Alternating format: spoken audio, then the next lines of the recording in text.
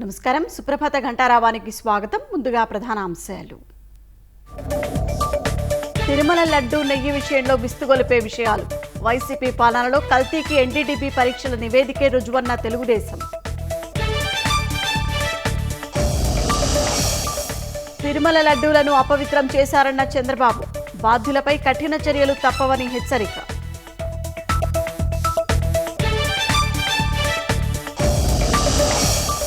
పాలనా దక్షతతో రాష్ట్రాన్ని గాడిన పెడుతున్న బాబు. నేటి నుంచి ఇది మంచి ప్రభుత్వం కార్యక్రమం.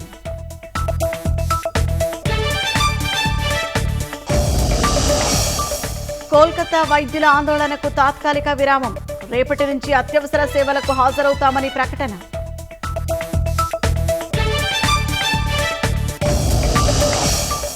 పశ్చిమాసియాలో తారస్థాయికి చేరిన ఉద్రిక్తతలు. ఇజ్రాయెల్పై ప్రతీకారం తీర్చుకుంటామన్న హెజ్బొల్లా చీఫ్.